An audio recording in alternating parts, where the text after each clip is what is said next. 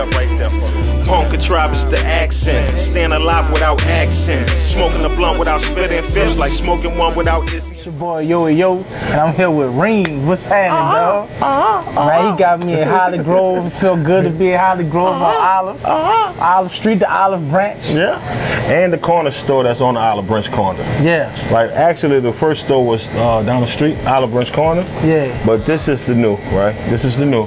So it's the reason why we here. All right, so we're gonna run it. We're gonna run it, man. So we're gonna jump right into it, man. Yep. Like, let me know, when did this love for rap and hip hop and you being such a lyricist, when did this all begin, man? Hey, look, it begins maybe like in the mid-90s. The first time I hearing some real hip hop, it was like some Nas, you know what I'm saying? Yeah, yeah. But having people in my neighborhood that was into it already. So you had like J-Dog and Threat from Black Menace, right? Right. You know what I'm saying? So they used to have me like real hype. You know what I'm saying? Being as a kid, coming around like the battle, starting the first of the battle of Hollygrove, being the battle rappers and stuff like that. Yeah, that's exactly.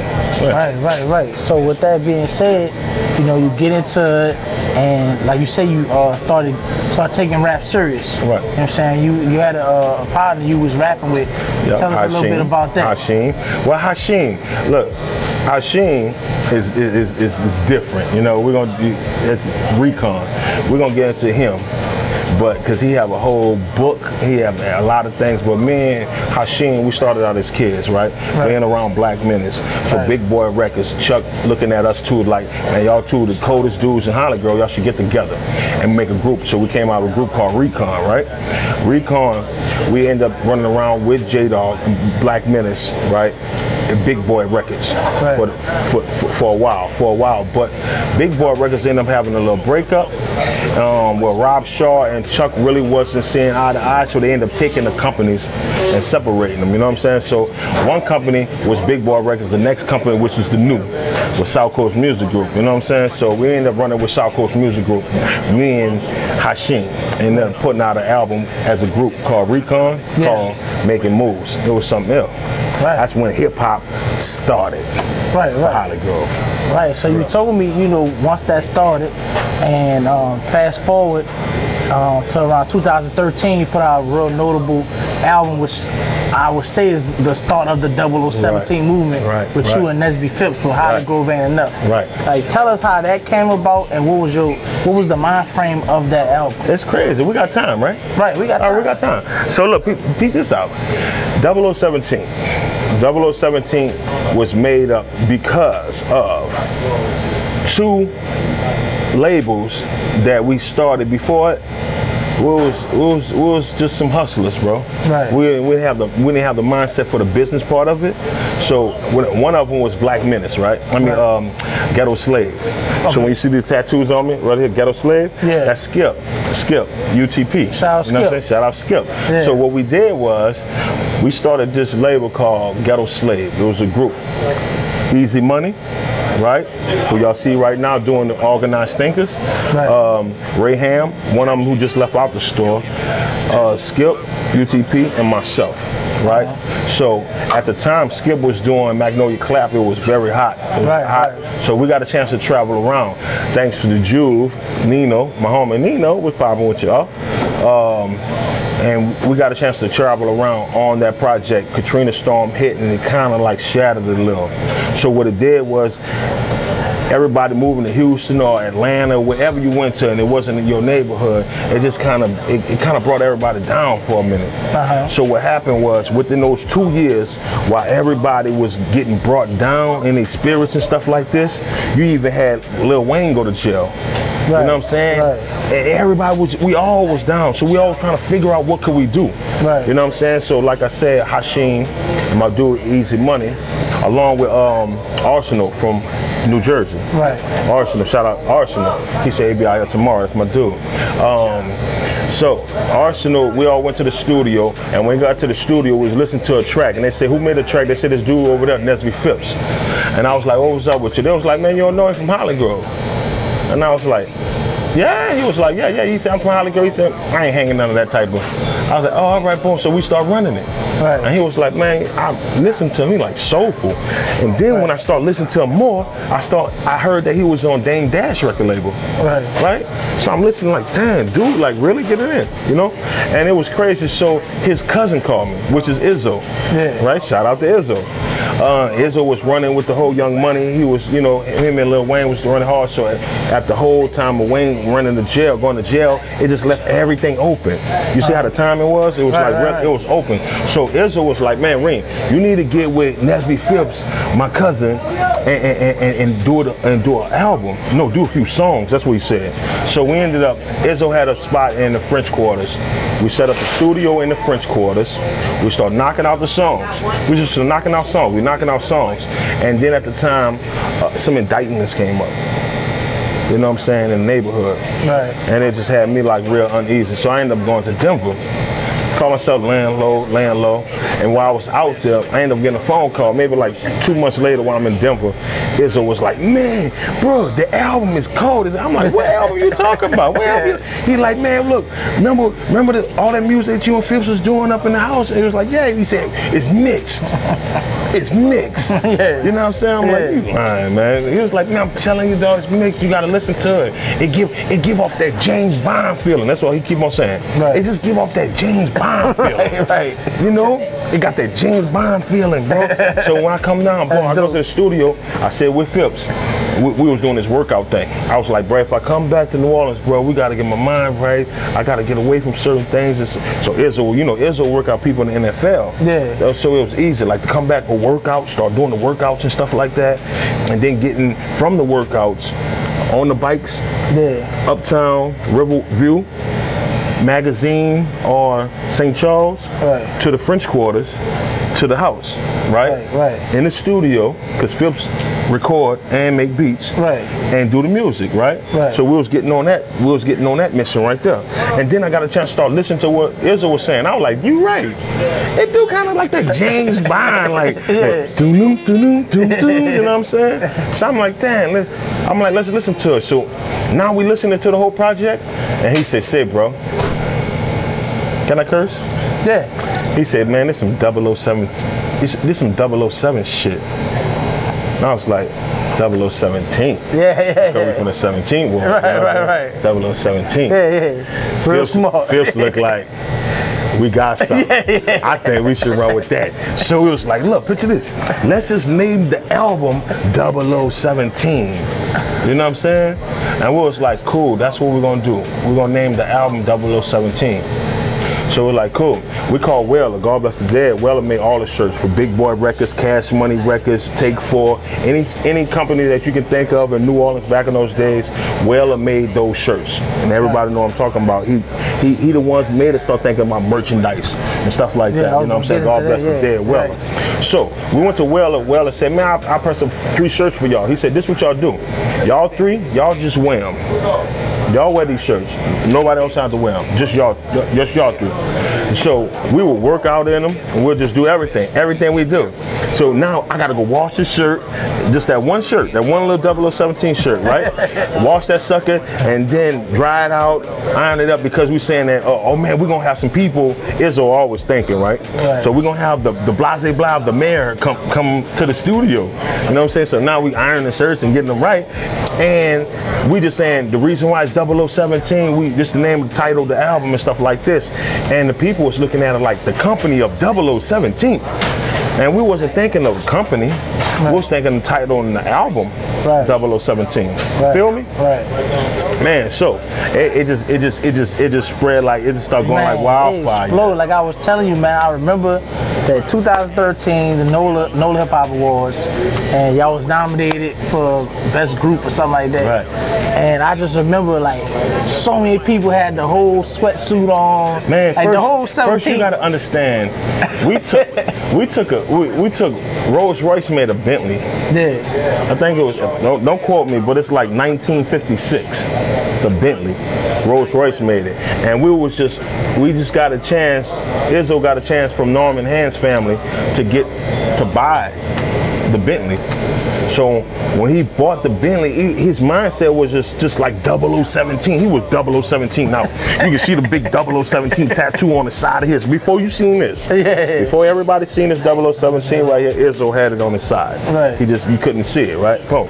So he get the car and he was just like, Reem, we gonna make this the black James Bond 0017 vehicle. You know what I'm saying? Man, there's only one spot in Baton Rouge that actually do the best chroming. Yeah. One of the best in the United States, you know what I'm saying? So we ended up bringing the Bentley down there. Well, the main parts. You know what I'm saying? And they triple charged us for this shit. But we paid it and we got it. And when we fixed this, Proof, Big Proof, 0017 Proof, we sell all the merchandise. That's the big homie. Proof family, they own Phase Street Body Shop. So we did a lot of work over there. I think Fee, Young Money, ended up, his own company. I want to say his own company, Global. He ended up doing the interior.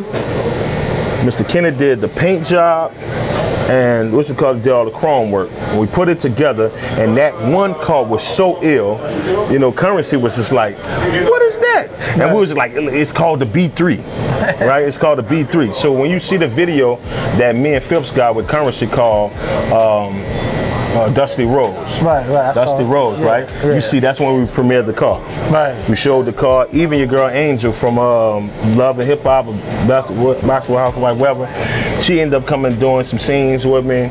And we did a whole little, when you see that video, see the back of it, when she come walk out the back, you see the license plate. The license plate say 0017 B3. You know what I'm saying? That car was like and it still is to this day. That car is the mascot of 0017. Yeah, it gave you the vibe of the British, you know what I'm saying? So, shout out a couple other people, man, because we had some important people that actually did the talking on the album. Right. Actually, one of the CEO that owned the Zomba music group, the billionaire. Yeah. You know what I'm saying? He actually did the talking on the album and stuff like that. So we gave the whole album, we made the whole album go into a vibe of 007, like, you know, the 007 vibe. You know what I'm saying? Right. Yeah. And then that was still part of that. So while all that was going on, at what point you realized, or at what point did you realize, hey, like the branding of this is so important? Because you saw the neighborhood and how they responded. Everybody, the whole 17th flocked to not just Hollygrove, there's different neighborhoods in the 17th, and everybody wanted to wear it, right? That's the reason. That was the reason, because everybody wanted to wear this shit. Right. Everybody wanted to wear this shit. Right. You know what I'm saying? I got my homies, they're just like, man, what's up with the 0017? I'm just like, they wanted to wear this shit. Right. So I just go back, we sit down, me, Izzo, Phipps, Proof, a couple other cats. I gotta ask, real quick, not to cut you off. Yeah. I gotta ask, is some people from other parts of New Orleans allowed to wear the 0017? Well, can they pay homage to the hood? That's what I'm about to say. Because what happened was, that's what made it blow up. That people that wasn't from the 17 world was wearing it. People from Slidell. They just wanted to. It were people that was kind of confused, like, should I wear it? Is it cool? And it was like, it's cool. Yeah. So he was like, it's cool, all right, cool. I remember I was supposed to get something from them, I never got it. He was supposed to give me an ad or something. Then you had some my grandma from up here, so Juvenile to put it on. Currency will put it on. Yeah. You know, back then. I still didn't get my hat. That's all I want to say. I ain't get my hat. We got a million hats for Yeah, man. So I want to talk about, okay, so all that was going on, the branding going on. Like you say, you could tell how much you care about your neighborhood, because anybody who know you and know the 0017 movement, they'll definitely do a lot of giving back to your community, to the children, all type of ways y'all give back. Can you just talk about where does that pride come from inside of you for your neighborhood? That pride That pride is, that's the illest part about a lot of stuff that we did. The tours that we did, from the Stally, from Young Moneys to the big tours, the small tours, with God Bless the Dead, Prodigy from Mom Deep, and you know, all of those. The best ones, bro, is when I actually got a chance to do a back to school drive for the kids in Haiti. Right. Like for the kids in Haiti, like to give them tennis shoes and shirts and stuff like that, then clothes off our back too, you know what I'm saying? Right. A whole bunch of 0017 shit, you know what I'm saying? I was like, damn, that's what's popping, that's popping. Right. Another thing, I'm gonna let y'all know this on this show here. Starting 0017 brought Hollygrove, Pigeontown, and Gertown together. So far as the murder rate within the 17th ward, or beef within inside the 17th ward, for 4 to 5 years, no beef. No problem. Actually, we went to taking artists from other neighborhoods that wasn't good with those neighborhoods and start bringing them together. So to bring a Jay Jones and a Hollygrove King together, and to bring a Keem and a Jay Jones with a BTY together from different neighborhoods, you know what I'm saying? Right. That was just like crazy. It was just people like, you can't do that. And it's like, so far as me, Reem, I do everything. I can do anything. Right, so you can't ever tell me what I can't do, you know what I'm saying? I put gangsters in the room together. Gangsters, you know what I'm saying? Like real street gangsters. I ain't talking about, like, you know what I'm talking, gangsters. Right. Put gangsters in the room together and actually sit down and talk and actually make things happen. Right. So then you can have the back to school giveaways, because you got everybody participating. You know what I'm saying? It wasn't even about a lot of stuff, bro. I'll be there. Me and Prip will be putting all the bags and stuffing the stuff together, doing shirts overnight for some of those events, you know what I'm saying? And knowing I'm a rap and perform at the events and doing this stuff, I felt good about it. Right. You know what I'm saying? I felt good about doing my thing, you know what I'm saying? And learning how to start a brand before I get a chance to go to move to California and stuff like that. Before I get a chance to do that, I learned about a brand, you know what I'm saying? And then I embraced a lot of gangsters who really show love, you know what I'm saying? I'm talking about real gangsters on the outside, you know what I'm saying? From the J Princes, who actually like Reem, they got love for me, you know, from the Nipseys to the Arsenals, you know, stuff like that, and those people from their neighborhoods, bro, that embrace us. So when we was doing our thing, 0017, that's easy. That's easy. Right. So I want to ask you just brought up like BTY, Jay Jones, Hollygrove King. Right. What made you as a musical artist want to reach back as far as to the younger generation, you know what I'm saying, and extend that branch, like, hey, I'm gonna make sure that they understand it and helping develop them. That was the thing that, like I said, that was the thing that we learned from like Black Menace. And I said, said, look, keep it running, and look. But that was something I had learned from Black Menace, right? So the cats that I grew up with, the OGs, you know what I'm saying? So doing what I did, it was just something I learned from the cats from Big Boy Records. This is what we did with 0017. We decided to do this. Let's take the same chemistry and the same movement that like Big Boy Records did, Cash Money, Take 4. Let's do the same thing they did, right? So what they did, they started a record label, they got a crew, they got everybody wearing the merchandise, everybody wearing a Big Boy shirt, right? Everybody, now you got a Big Boy chain or you got a Cash Money chain.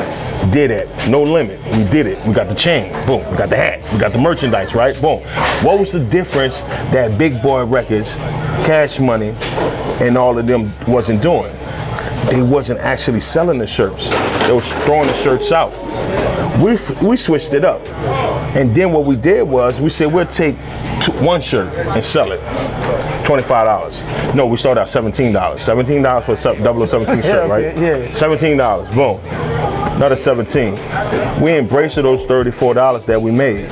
We really held those $34 and said, man, let's get Now we can get 7 shirts. You know what I'm saying? And who gonna press them up? We're gonna press them up ourselves. Boom, boom. Now we got 7 shirts. Let's sell every last one of them for $17. We embraced those 7 shirts that we had and what we sold, and we felt good about that. This wasn't a company that threw the shirts into the crowd. 0017, we actually sold the merchandise that you saw. Right. You know what I'm saying? But we show love. We show love a lot. We show a lot of love. Actually, we show a lot of love. Show a lot of love. But we sold. It was the one thing that you knew that we sold, and we got everybody to participate. So if you was our homie, you our homie, you our homie, I mean, you sold shirts too. Right. And that means nobody took shots on shirts. Right. Because if you came to me and be like, Reem, bro, look, man, I need a shirt, dog. I only got 10 on me. I'm gonna be like, you only got 10? Like, I don't even want to fuck with you no more. You only got $10. You know what I'm saying? I can't fuck with you. You know what I'm saying? Yeah, I'm gonna make you feel bad trying to come to me and try to get a shirt for cheaper than what the price that we told you. You know what I'm saying? So just all of that was just on top of it. It built us, and it made us think about branding. So I used to always say the 5 things: attorney, a manager, publicist, PR, webmaster. Those 5 things to actually create business for you. Right. You know what I'm saying? So we actually start taking shit and making it real business. Right, right. Real business. Right. Making it real business, and like you say, you was able to travel, go different places, meet people from all over. Right. And like I say, what I've noticed, we got a real strong West Coast connection to a lot of artists from out there, a lot of big names out there. Can you talk a little bit on how did that situation come about? Well, my homies and them, they was coming down, they just started a company. The company is called worldstar.com. It was like, man, we got a little homie with us, man. Say, bro, his name Nipsey. You know, he on a tour with Gang, bro. We just starting our website, bro. We want to come to Hollygrove. We want to do a lot of this. We want to do this, that, and the third. And I'm like, cool, you know. Wayne kind of made it. I mean, Wayne made it the hood well known. Right. I mean, he made our hood well known. Yeah, people knew the magazine and they knew Hollygrove. I used to go out of town, motherfuckers try to front me a key because of Wayne. You know what I'm saying? I'd be like, damn, I might owe you some money, Weezy. You know what I'm saying?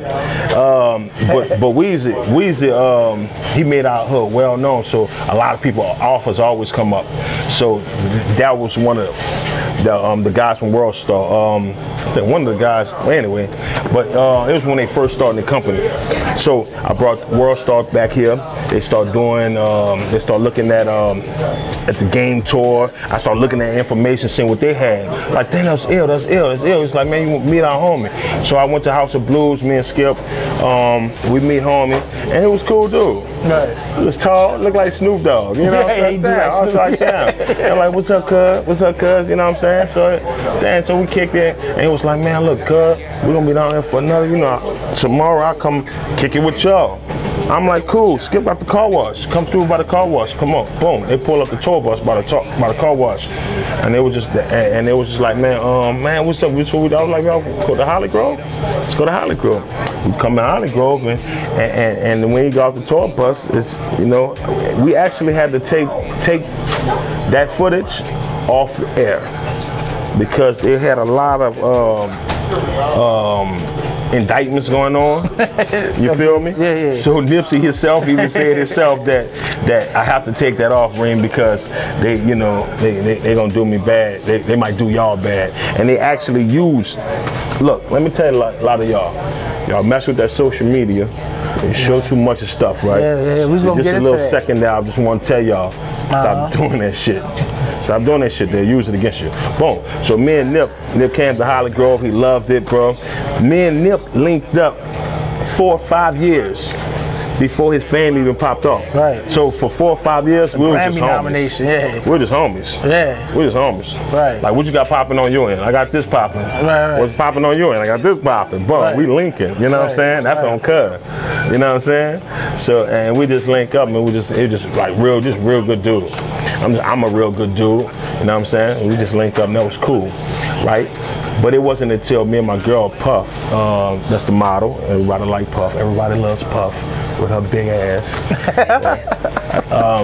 So me and Puff, we ended up we ended up moving to California, getting into the hair business. Okay. You know what I'm saying? My first time, like Jay-Z said, somebody who told him I ever sold clothing. You know what I'm saying? I ain't never sold no hair before. You know what I'm saying? So I was like, I'm in Cali. Sell some hair. You know what I'm saying? We're gonna get some hair. Let's do it. Let's do it. And some weed. Let's grow some weed or something. You know what I'm saying? It's legal now. It's legal out there. And I got my my credentials and stuff like that. So we're growing weed and we doing hair. So now we're in the magazines for hair, doing a lot of hair. Currency, that's my homie. Spitter showed me a lot of love. Cause Spitter used to just be like bro, if I'm on the West Coast and you're doing your music, you might as well float. You know what I'm saying? It don't have to be no jet life. You don't have to sign no contracts and no, you know. I mean, that wasn't even brought up. I'm just saying the idea of it. Just like, man, just float. Right. Like, damn. And I found out some people real like that, gangster like that. Right, like, right. Then a lot of people had a control of their own tours and stuff. So they can tell you, oh, you can float. You can put up your merchandise in the front. And then you jump on other people's tours and they be like, you can't stand in the hallway. You know what I'm saying? They don't really control stuff. And then I just so happen to have the luxury of being around some gangsters, dog, who really control their own shit. You know what I'm saying? So being around Nipsey, that's what, I mean, being around Nipsey on the West Coast, I saw that you cherish whatever you invest in, especially if it's a smart idea. Right. So him getting like the marathon, the store, stuff like that, and the dispensaries, the marijuana dispensaries, the Whataburger, all types of stuff. Yeah, the burger spot. Shit, bro, look, me and dude, we sitting in the Maybach, riding. I was like, "Say, bro, what's up with the Fat Burger?" He was like, "Oh." Like, yeah. That's what I meant. Yeah. He was like, Fat Burger. I'm like, dog. So you own it? He was like, man, peep this out. So we about to pull in the marathon, right? Yeah. So instead of pulling the marathon, boom, we go right next door. So right next to the marathon that y'all always hear, right next door to his Fat Burger. Yeah. Yes. But we pull inside of there. We go in the drive-through. We listen to some we listen to Ja Rule. We just bumping Ja Rule. I don't know why. I don't even. Yeah, that's random. Yeah. My bad, Nip. My bad, Nip. I don't know. He had good music. I know. He had good music. That's what he was saying. That's what Nipsey was saying. You sound just like Nip. So look, we pull in the drive-thru, and so as we get in the drive-thru, we like, boom, we get our food. You're like, he's just looking at me with the look. Like, yeah, so this is my burger. It's my burger spot. I feel for him too. Yeah. You cherish whatever it is that you have. Even if it was if it was a window with burger spot and you hand out the burgers, you cherish that. I had a food truck before Katrina Storm. I used to park out right in front of this store right here. You know what I'm saying? I cherish that. You know what I'm saying? So what the deal was when we got our food, I'm eating the burger, and he looking at me like, how that bitch taste? No, I'm like, the burger banging. The burger, I tried one. I'm like, what is it? No, what it was his logo. You know, All Money In? It was on the cup. Oh, shit. And on the paper wrapping. Oh, shit. That's what he was looking at me. That's what he was saying. Yeah. See, because he'll look at the 0017, he used to be like, dog, that's Brandon. Yeah. You know what I'm saying? So he wanted me to see. He wanted me to see and feel it. Yeah. And I felt it. Right. I felt the love. I felt the understanding of owning yours. Right. You know what I'm saying? Hell yeah. So I want to get back to, you mentioned it already, but okay, you've been in the music industry all this time, entertainment, and you're a street dude, come from the street, around street cats all the time. What is it like now, like you say, having to adjust to this social media shit? Where every time you doing something, you making a move, people want to have their camera out. Every time something's going on, people want, oh, you know, how do you adjust with that? How do you have to navigate? You have to know what you're talking about when that camera come on. And you got to know what feeling that you want to give off. You got to know yourself. Say, bro, some people change a little bit. You know what I'm saying? I can really be talking to somebody, and somebody be like, Reem, I just want to record you while you're going. And somebody start recording me, and I'm me, right? So I'm just running it, and the person I'm running to just like, yeah, you just get animated all of a sudden. You know what I'm saying? Right. And that's not a bad thing, because some of my homies will get together and they be like, Reem, the camera on. And I just be like, man, I'm just kicking it with my homies. Now my homies like, yo, we out here wilding. You know what I'm saying? But yo, we is. Hey, you know, maybe we are. But some people just got it bad. Sometimes the thing come on and they say the wrong thing. Right. You know, they do the wrong thing. You know, they feel like, man, we about to go jack this nigga. Let's record this. Yeah, that's stupid. I just saw Jay Prince talking about that the other day, you know? Yeah, thing with the YBN. Yeah, and I'm like, damn, why they recorded it? It was messed up, man. This man ass why out. they put that on the social media? Why they, you know? And everybody want to put the chain up showing, I got your chain, all that dumb shit. Yeah, so I just try to veer away from that, bro. Right. I try to veer away from that. We didn't, you know, we had and then we gangster too. You know what I'm saying? Because if you want to know the truth about the flashing the money, taking his money in and throwing it in the air, and the rapper doing that was BTY Youngn first. Right. I mean, black youngsters saw him do that. Right. You know what I'm saying? I can remember us being in Hollywood, and we were just in the bathroom or something. And they just throwing the money up and crazy. And I was like, damn, nobody do that. I'm just telling Youngn like, dude, nobody don't take this money. Nobody goes in the dealership and jump on the car and throw the money all over the car. Nobody do that. Right. It wasn't it wasn't until Black Youngster saw him do that, and I saw Black Youngster was like, man, I can flex my money too. I'm telling you. Right. I saw it for myself. Right. And anybody that wanna contest that, y'all can call me. Hit me. Reem 0017. I'm telling you. That was BTY Youngn, and I thought that was crazy. So I saw him start a trend. Right. You know what I'm saying? The whole plucker rap type of, you know, that started here in New Orleans, and it just started growing. You know what I'm saying? Yeah. I definitely see New Orleans influencing a lot of music. Like, even to me, I always say, when I look at QC the label right now with the Migos and all that, man, every time I look, they shout out Cash Money. We the new Cash Money. Yeah. You know what I'm saying? I see the CEO ride around listening to BG. They brought that feeling, dog. Right. You know, I got a house in the Bay. I'm in the Bay, you know. Besides LA, besides Houston, besides Atlanta. You doing pretty good for yourself. but I'm out there in the Bay, though. I got a house in the Bay. Yeah. And bro, the Bay love us. Right. They love us. My dude Shelsky, from my dude Be Legit, to you know, today they love us. They got love for us, bro. You know what I'm saying? I can remember being out there with me and Mac Main on Lil Wayne tour. And I just got a chance to sit back and just seeing how everybody from the Bay just come. When they seen Baby or they seen Weezy, they just love. You know, besides that, being out there with Juvenile, me and Juve would be out there all the time. Me and Juve, like, we damn near live out there, you know what I'm saying? Right.